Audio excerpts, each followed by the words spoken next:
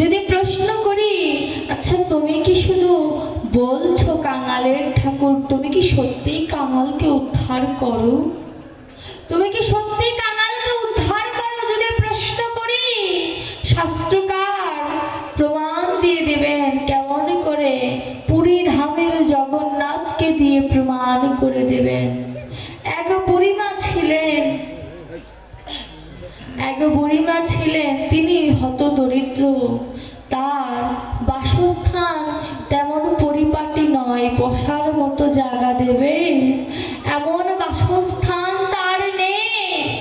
কিন্তু হৃদয়ে ছিল অপ্রাকৃত প্রেমধনের মাধুর্য, যা আমার ভগবান ভালোবাসে।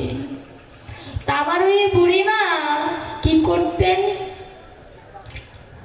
প্রতিদিন গাভীর স্তন থেকে 3 গ্লাস দুগ্ধ পেতেন। 3 গ্লাস দুগ্ধ থেকে 2 গ্লাস তার জন্য রেখে আর 1 গ্লাস তিনি কি করতেন? জগন্নাথকে দিয়ে আসতেন। পান্ডারা জগন্নাথের সেবায় তা দিতেন। কিন্তু দুগ্ধের পরিমাণ 1 গ্লাস দুগ্ধ, আর মানুষ তারা 3 জন, মানুষ বলা ভুল হলো, অপরাধ ক্ষমা করবেন।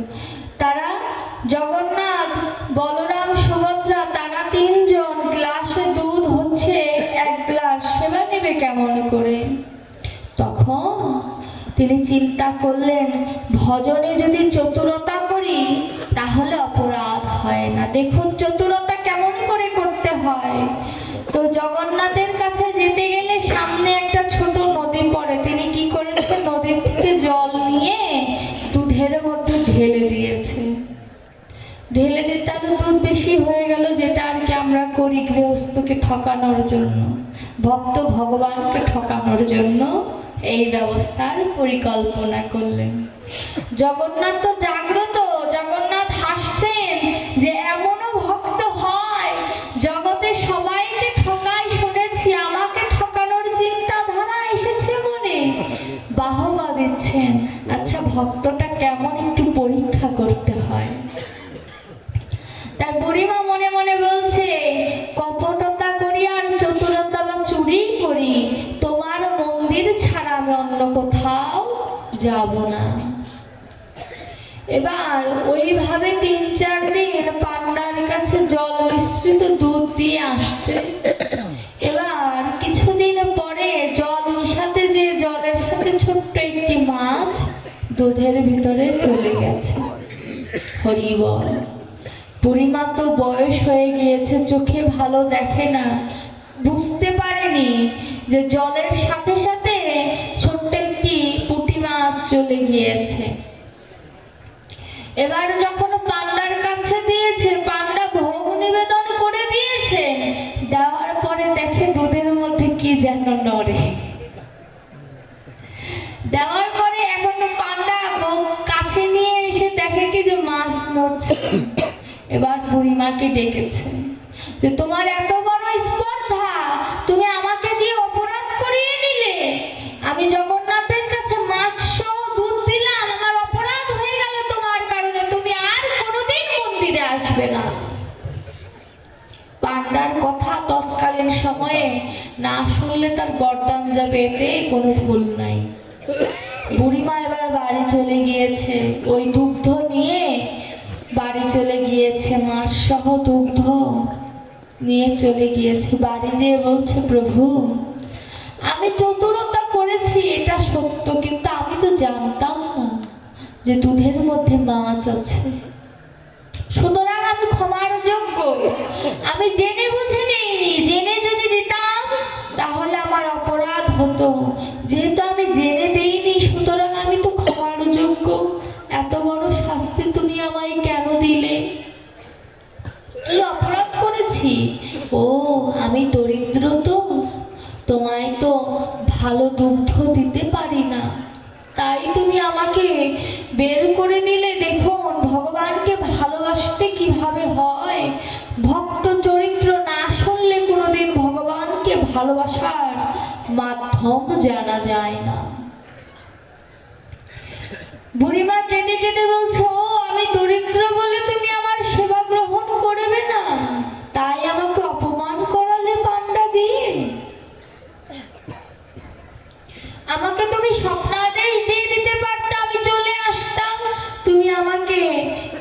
অপমান করালে। বুড়ি মায়ের খুব অভিমান হয়েছে, সেবা নেয়নি, সেবা নেয়নি, দুদিন সেবা নেয়নি। দেখুন জগন্নাথের কি মহিমা, মাছ সহ দুধ পচে যাওয়ার কথা না, পচেনি কেন? ওই যে ভক্তের ভক্তি আর ভগবানের কৃপা ওই দুগ্ধের মধ্যে আছে, এর জন্য ওই দুগ্ধ নষ্ট হয়নি। বুড়িমা সেবা নেয় না, অসুস্থ হয়ে যাচ্ছে জগন্নাথ।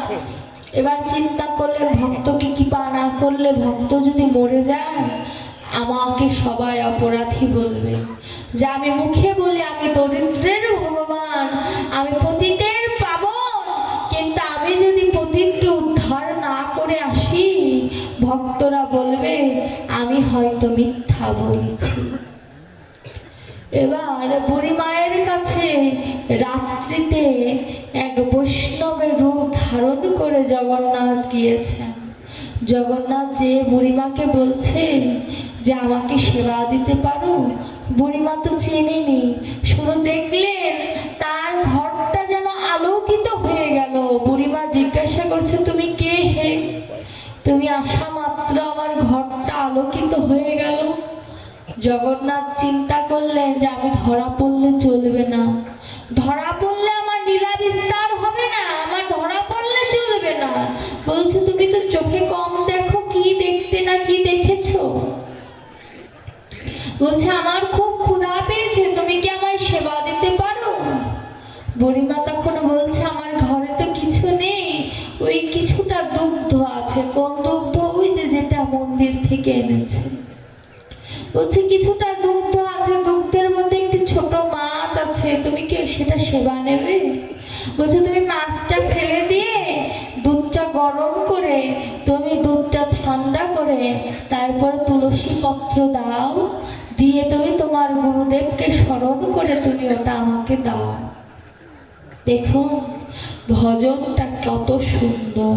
কি বললেন? তুমি দুগ্ধটার উপরে ঠান্ডা করে তুলসী পত্র দিয়ে, অর্থাৎ এটা যেন জীবকে শিক্ষা যে গোবিন্দের সামনে ভোগ নিবেদন করতে গেলে তা যেন ঠান্ডা হওয়ার পরে যেন তুলসী পত্র তাতে দেওয়া হয়, না হলে ভগবান আঘাত পায়, কষ্ট পায়, এর জন্য সাবধান।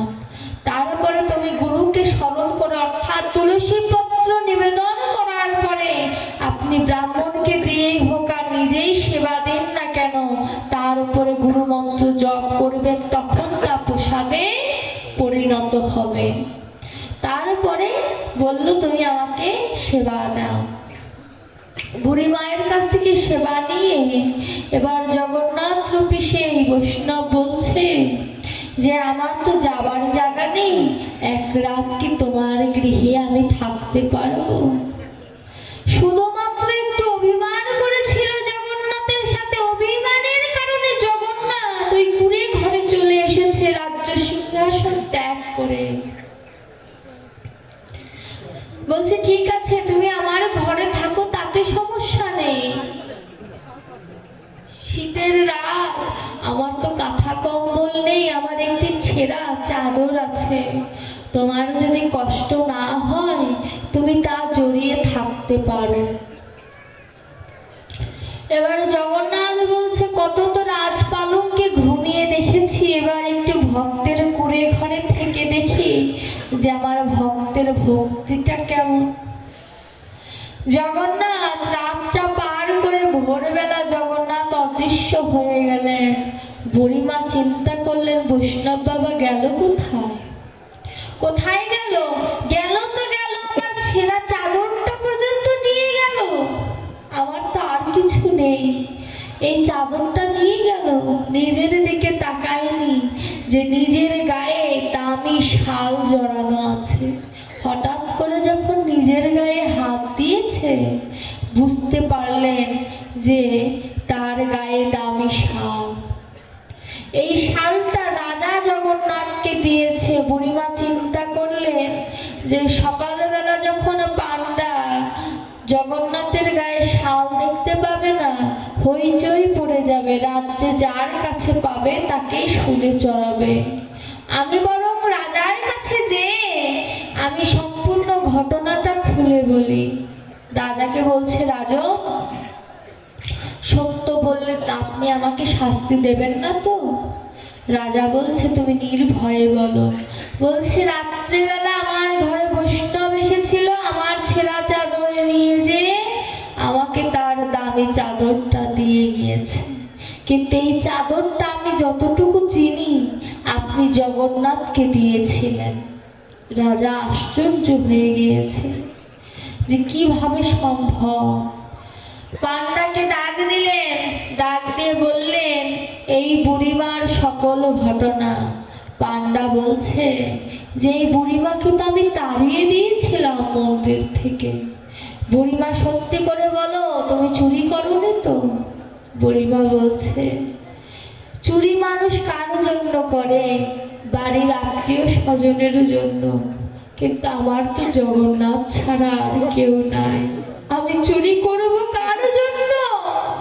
আমার তো জগন্নাথ ছাড়া কেউ নাই, আমি চুরিটা করব কার স্বার্থে? এই কথাটা যখন ভক্তের বদন থেকে শুনেছে, পান্ডার হৃদয়টা আকুল হয়ে গিয়েছে। পান্ডা তখন ভাব নয়নে দর্শন করলেন যে আমার জগন্নাথ ঘরে এসেছিল। তিনি দ্রুত মন্দিরে যেয়ে দেখে সত্যি জগন্নাথ এসেছিল, জগন্নাথের গায়ে সেই ছেঁড়া চাদরটা রয়েছে। পান্ডা তখন বুড়িমাকে বলে, মা গো, আমি তো মন্ত্র তন্ত্র কত কিছু দিয়ে আমি ভগবানের অভিষেক করি, পূজা অর্চনা করি, তুমি কি এমন সাধনা করেছিলে আমায় বলতে পারো? কি এমন সাধনা করেছিলে যে আমার জগন্নাথ খাট পালঙ্ক ঐশ্বর্য সকল কিছু ত্যাগ করে তোমার ওই কুড়ে ঘরে গেল? আমার বুড়িমা সেদিন কেঁদে কেঁদে কি উত্তর দিয়েছিল জানো বাবা? যে আমার জগন্নাথ খাট পালঙ্কের লোভ নেই, ওই ভক্তের লোভ আমার জগন্নাথের এত বেশি, যেখানে আমার ভক্ত একবার বলে হে দয়াময় রক্ষা করো, আমার ভগবান আর দূরে থাকতে পারে না।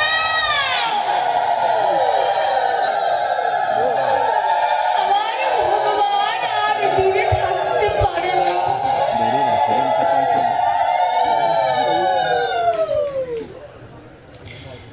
বুড়ি মায়ের কথাই সেদিন পান্ডা বলেছিল, রে জগৎবাসী শোনে নে, ভগবানকে ডাকার জন্য রাজকীয় ভাবের প্রয়োজন নাই, ঐশ্বর্যের প্রয়োজন নাই।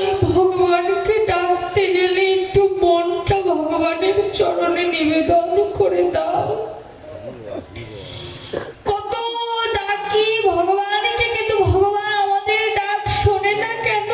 ভগবান বলছে, তুমি তো কোনোদিন আমাকে ডাকতেই জানলে না, তুমি তো ডাকার মতো ডাকটাই শেখোনি, আমি ধরা দেব কেমন করে? কোনো মা যদি মনে মনে একবার বাসনা করে যে হে প্রভু, আমার তো কেউ নেই, তুমি আমার সন্তান হও, হে প্রভু আমার স্বামী নেই, তুমি আমার পরম স্বামী হও, আকুল কণ্ঠে যদি ভগবানকে এই নিবেদনটা করা যায়, ভগবান কি দূরে থাকতে পারে? ওই যে বলে না, আমার হৃদয়টা পাষাণ নয়, পাষাণ থেকেও কঠিন, পাষাণ হলে তো গলে যেত। আমার গৌর হরির কৃষ্ণ নাম শুনে বনের ব্যাঘ্র অর্থাৎ বাঘ কৃষ্ণ নাম করেছে না?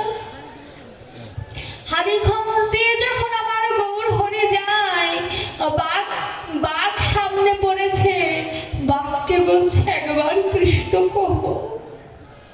প্রেমে মাতোয়ানা, বোঝেনি যে পশু, বলছে একবার কৃষ্ণ কহ। বাঘ ফেল ফেল করে তাকিয়ে চিন্তা করছে যে একে খাবো নাকি জড়িয়ে ধরবো। বাঘ তার পশুত্ব ভুলে গেল, কারণ বাঘের সামনে কেবল হাত জোর করে বলেনি, কিন্তু আবার গৌর বলেছে একবার কৃষ্ণ কহ, একবার মধুর নাম বলো। বাঘ যেন বলছে আমি যে কৃষ্ণ নাম করব, আমাকে তো তুমি বদন দাওনি। বলছে বদনের দরকার নেই,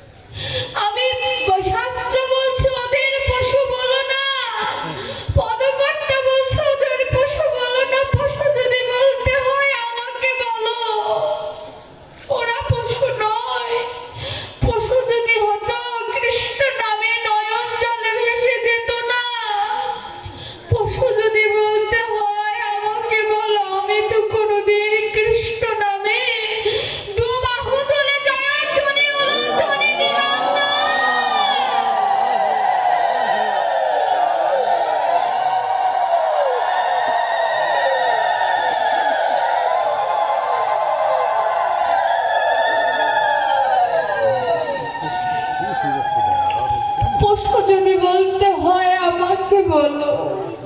ভগবান বদন দিয়েছে, হস্ত দিয়েছে, পদ দিয়েছে, তবু কোনোদিন গুরু গোবিন্দের চরণে নিজেকে এক বিন্দু নিয়োজিত করতে পারলাম না। কোনোদিন গোবিন্দকে বলতে পারলাম না করজোড়ে, গোবিন্দ হে, তুমি ছাড়া আমার কেউ নেই, তুমি আমায় ভুলে যেও না প্রভু।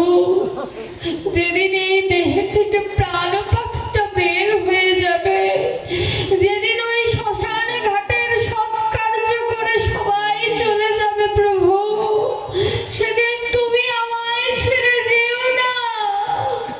বলবে তা আমি তোমায় কোনোদিন ডাকিনি, সন্তান তো অপরাধ করবে, তুমি তো জগতের পিতা, তোমার ক্ষমা করাই কর্তব্য। দয়াময়, তুমি কি দয়া করবে না?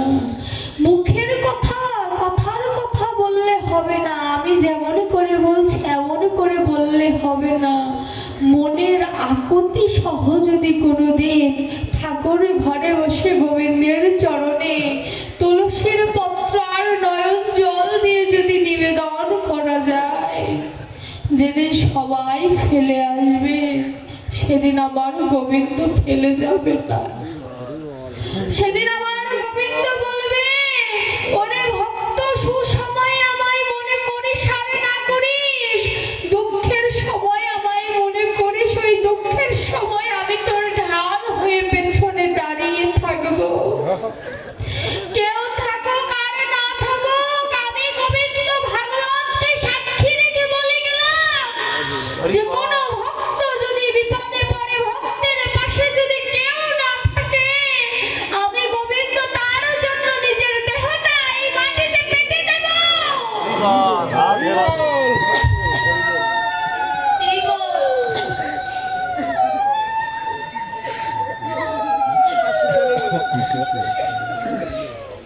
দেহটা আমার, দেখুন আমার গোবিন্দ ভক্তকে কতটা ভালোবাসে। ইহ জগতে দেখবেন, ইহ জগতে দেখবেন, আপনি যদি কাউকে ভালোবাসেন, আপনার যেদিন স্বার্থ শেষ হয়ে যাবে, আপনার যেদিন স্বার্থ শেষ হয়ে যাবে, সেদিন আপনাকে আর তোয়াক্কা করবে না, আপনাকে সেদিন আর তোয়াক্কাও করবে না। তার প্রমাণ মা বাবারাই তার প্রমাণ। আমাদেরকে কত কষ্ট করে বড় করে, আমি আমার কথাই বলবো, তবু কত আঘাত দেই মায়ের, মাকে, বাবাকে। আমরা সন্তানরাই তার প্রমাণ। কত কষ্ট করে মা বাবা, একজন ডাক্তারও তার সন্তানকে বড় করার আশায় জন্ম দেয়, যে রাস্তার ফকির সেও তার সন্তানকে বড় করবে সেই আশায় জন্ম দেয়। কিন্তু যতদিন মা বাবা আমার ভরণ পোষণ করে, ততদিন মা বাবার সাথে সম্পর্ক সন্তানের ভালো থাকে। কিন্তু যেদিন সন্তান নিজের পায়ে দাঁড়িয়ে যায়, তখন তার মা বাবা নিজের কাছে বোঝা হয়ে যায়। হয় কি না? হয়। আমরা পরের মেয়েকে ভালো দোষ দেই, আমিও তো কোনোদিন পরের ঘরে যাব, কিন্তু একটা কথা কি মা, এক হাতে তালি বাজে না। স্বামীকেও চেষ্টা করতে হবে, তার অর্ধাঙ্গিনীকে বুঝিয়ে বলতে হবে, যেটাই তোমার মা, আমি আমার মার বিপক্ষে কোনো কথা শুনতে চাই না। আর মাকে বলতে হবে, এটাই তোমার সন্তান, সন্তানের বিপক্ষে তোমার কাছেও আমি কোনো কথা শুনতে চাই না। এভাবেই জাগতিক জগতে যদি সবাই থাকে না, কোনো দ্বন্দ্ব লাগবে না। শাস্ত্র বলছে, আত্মপ্রতিষ্ঠা শূকরের পৃষ্ঠা সম। কেউ যদি নিজের আত্মপ্রতিষ্ঠা করতে চায়, যে আমি অমুক, আমি তমুক, বলো না। ভগবান নিজে নিজের গুণের কথা গীতায় সম্পূর্ণ ব্যাখ্যা দেয়নি। কেন দেয়নি? নিজে আচরণ না করলে জীবকে কোনোদিন শেখানো যায় না। ভগবানের লীলা মাধুর্য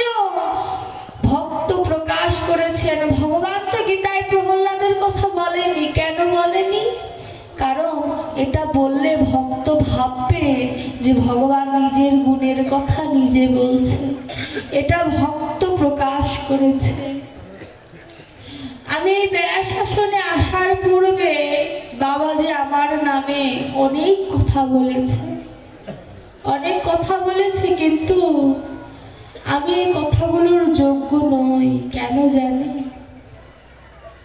ভক্তের এই ব্যাস আসনের থেকে পরীক্ষিতের আসনটা শ্রেষ্ঠ বেশি।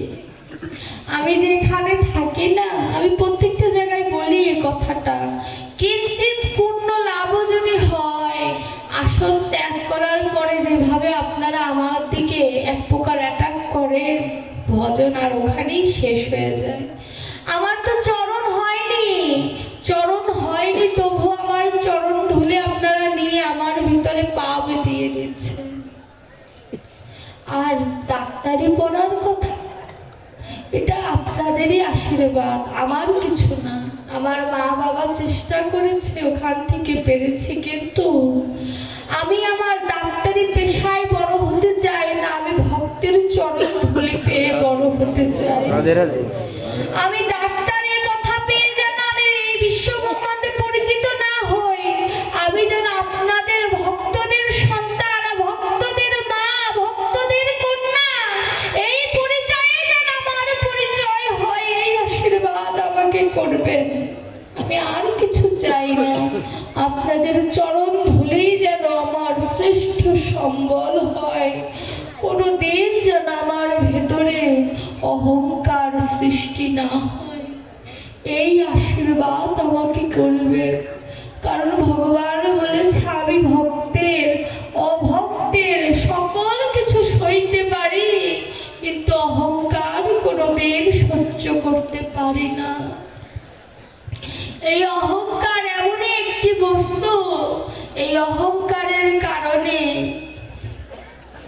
ভগবানকে সারা জীবনের জন্য হারিয়ে ফেলতে হতে পারে।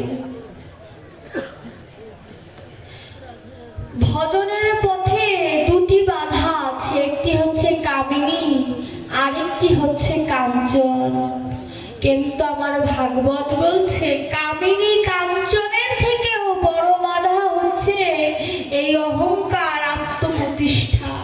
সকল কিছু ত্যাগ করতে পারে সবাই, কিন্তু আত্মপ্রতিষ্ঠা আর অহংকার এমনই বস্তু, এমনই কলির প্রখর প্রভাব এদের মধ্যে, যে ফাঁক পেলেই দেহের ভেতরে প্রবেশ করে ফেলে।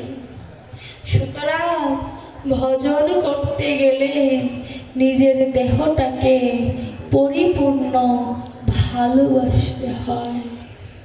এই ভালোবাসার দ্বারা গোবিন্দ